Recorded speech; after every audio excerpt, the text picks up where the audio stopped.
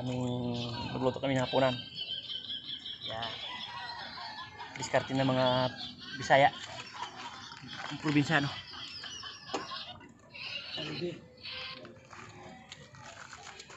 Yun lang simpleng pamumuhay dito sa amin.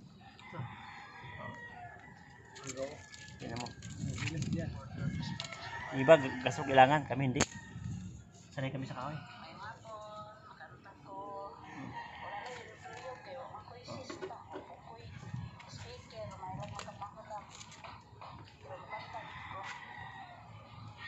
Oh, dukot na.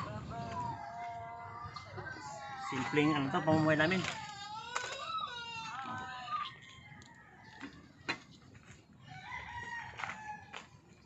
Kailangan madiskarte. Pag walang diskarte, wala. Diskarte lang tayo. Ito yung gawa ko dati. Ngayon, oh, bonus siya.